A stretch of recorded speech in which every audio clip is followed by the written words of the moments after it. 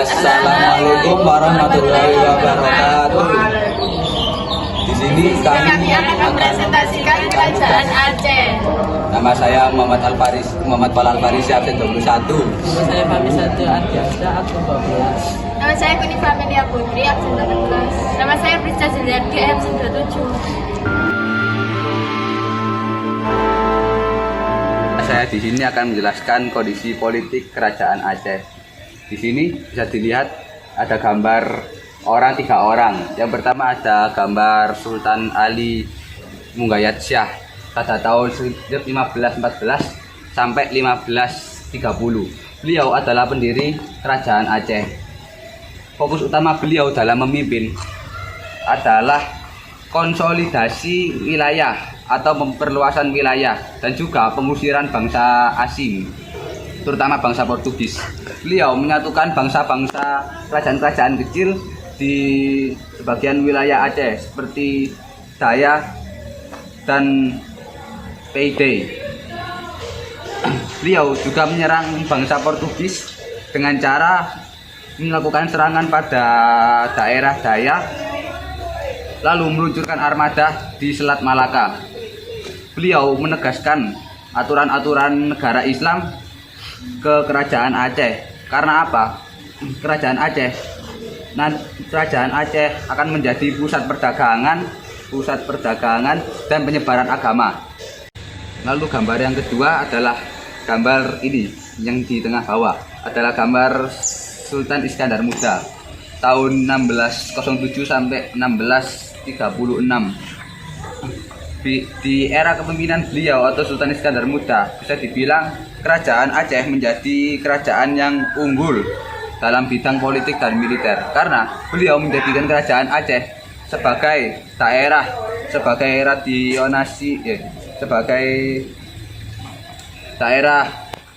dominasi negara, dominasi regional dan juga melakukan penyelidikan atau penyebaran di berbagai daerah. Tujuannya untuk memperluas kekuasaan Aceh. Beliau juga sudah menaklukkan Tanjung Selatan dan juga Barat Sumatera. Tak lupa dengan Tanjung Malaya. Sama dengan Sultan Ali Munggayat, Sultan Iskandar juga menegaskan aturan-aturan negara Islam karena dalam prinsip beliau Aceh adalah serambi Makkah. Lalu gambar yang ketiga ada gambar seorang perempuan bernama Sulfana Safiatuddin Tajul Alam. Beliau dalam kepemimpinan beliau sempat terjadi penurunan politik dan kekuasaan, tapi dengan kecerdasan dan kemampuan beliau, Kerajaan Aceh dapat bertahan dan juga meningkat, namun dengan secara perlahan.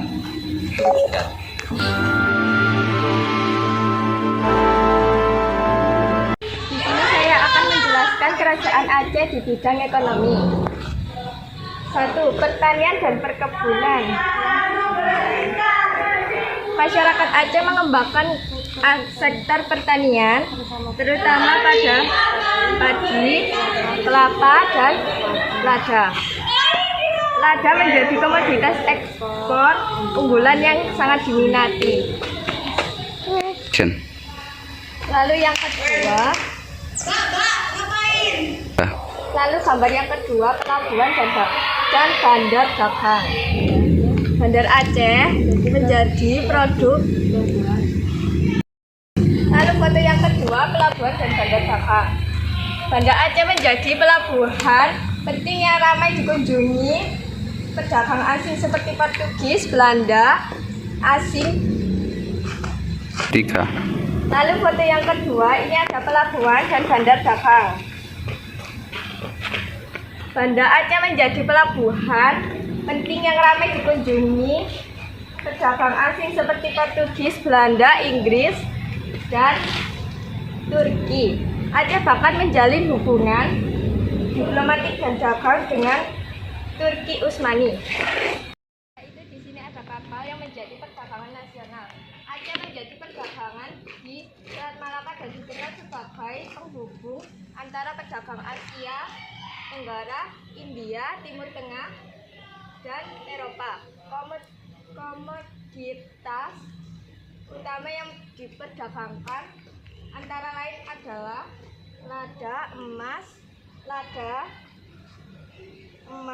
timah, dan rempah-rempah. Dan yang terakhir, monopoli dan pengaturan ekonomi. Sultan Aceh seperti Sultan Iskandar Muda mengatur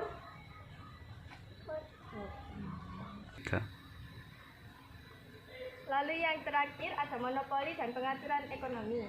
Sultan Aceh seperti Sultan Iskandar Muda mengatur perdagangan melalui sistem monopoli untuk mengontrol harga dan mencegah campur tangan asing yang terlalu besar. Sultan juga memungut pajak dan bea cukai para pedagang.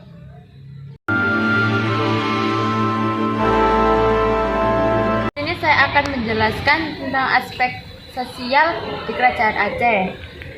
Kehidupan sosial di Kerajaan Aceh sangat laas, di mana Islam menjadi fondasi utama di berbagai aspek.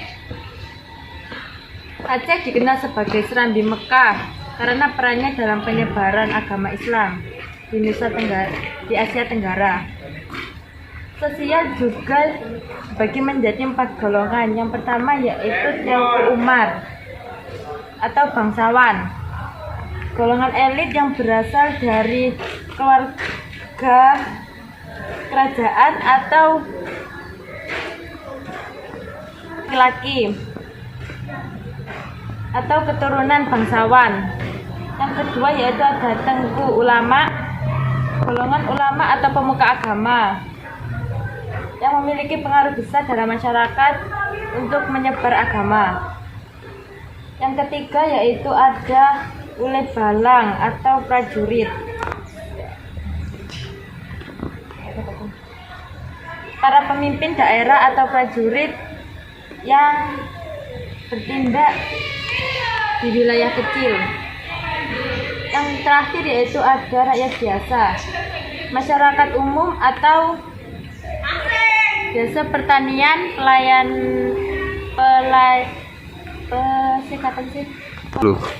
Yang terakhir yaitu ada rakyat biasa. Rakyat biasa yaitu masyarakat umum yang berprofesi sebagai pedagang kecil, nelayan, dan petani. Sekian. Saya di sini akan mempresentasikan Kerajaan Aceh dalam aspek budaya. Aceh dikenal sebagai kajian Islam di Nusantara, atau juga ikonik peninggalannya yaitu Masjid Baitur Rahman yang dibangun oleh Sultan Iskandar Muda. Yang ciri khasnya yaitu ciri khas arsitektur Mughal. Di sini juga ada tari saman yang diperagakan secara berkelompok dengan gerakan cepat, menepuk-nepukkan tangan di dada dan lantai, memiliki makna yaitu kepahlawanan, kependidikan, dan keagamaan. Di sini ada juga rumah Aceh atau rumah khas Aceh atau Kerong Bade dengan ciri khas yaitu panggung tinggi dan dibangun dari kayu tanpa paku dan tangga ganjil dan mempunyai pintu yang rendah.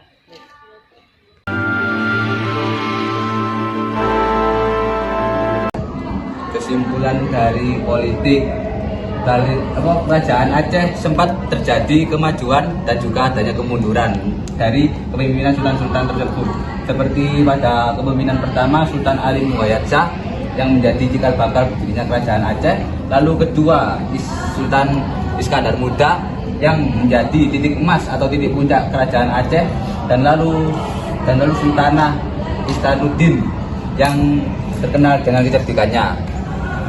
Kesimpulan dari budaya Aceh sangat penting, berperan penting dan sangat kaya akan nilai-nilai keberagaman, keagamaan, dan sejarah.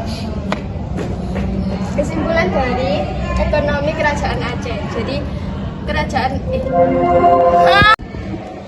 Jadi kesimpulan Kerajaan Aceh di bidang ekonomi, Aceh sangat berperan penting bagi perdagangan seperti lada, emas, belerang. Kesimpulan di sosial yaitu sosial dibagi menjadi 4, ada Teuku, Tengku, Ule Balang, dan rakyat biasa. Sekian presentasi dari kami. Bila ada salah kata mohon dimaafkan. Wassalamualaikum warahmatullahi wabarakatuh.